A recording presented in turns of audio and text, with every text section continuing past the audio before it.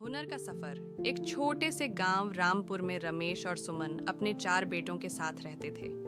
3 बड़े बेटे राजन, मोहन और करण पढ़ लिख कर शहर चले गए और फिर एक एक कर उनकी शादियां हो गईं। पहले वो माँ बाप को हर हफ्ते फोन करते थे, त्योहारों पर मिलने भी आते थे, लेकिन शादी के बाद सब बदल गया। अब वो अपनी अपनी पत्नियों के कहने में रहते थे। जब माँ बाप फोन करते तो कहते अभी वक्त नहीं है, और मिलने की बात होती तो कहते हमारे भी तो अब अपने घर हैं। धीरे धीरे वो अपने ही माँ बाप से दूर होते चले गए। मगर इन तीनों के बीच एक चौथा बेटा था, विवेक, उम्र में सबसे छोटा, सिर्फ 16 साल का।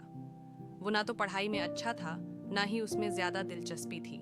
गांव के लोग उसे नालायक कहने लगे थे और बड़े भाई भी उसे अक्सर ताने मारते थे। लेकिन विवेक में एक खास बात थी, उसके हाथों में हुनर था। उसे लकड़ी से चीजें बनाना बहुत पसंद था। वो पुराने टूटे फूटे सामान से कुछ नया बना देता, कोई मंदिर की छोटी मूर्ति तो कोई दीवार पर सजाने वाली खूबसूरत कलाकृति। उसके माँ बाप ने कभी उस पर शक नहीं किया।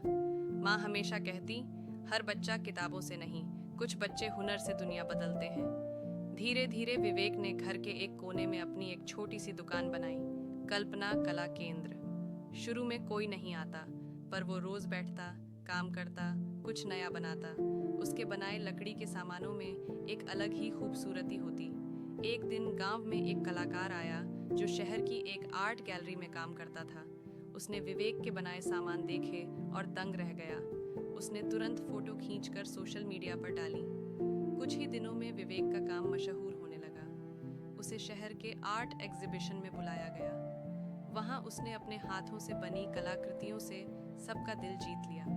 इधर एक दिन रमेश जी अचानक बीमार पड़ गए। माँ ने बड़े बेटों को फोन किया, लेकिन सब ने कोई ना कोई बहाना बना दिया। ऑफिस से छुट्टी नहीं मिल रही, बच्चे बीमार हैं, घर में मेहमान हैं। लेकिन विवेक ने एक पल की देर नहीं की। उसने एग्जीबिशन छोड़ दिया, माँ बाप को शहर के अच्छे अस्पताल ले गया, इलाज करवाया, और जब तक वो ठीक नहीं हो गए, हर वक्त उनके साथ रहा। जब तीनों बड़े भाई आए और देखा कि जो नालायक कहा जाता था वही आज माँ बाप का सबसे बड़ा सहारा बना हुआ है, तो उनकी आंखें भर आईं। विवेक को एक दिन एक बड़े मंच पर बुलाया गया, जहां उसे ग्रामीण युवा कलाकार सम्मान मिला।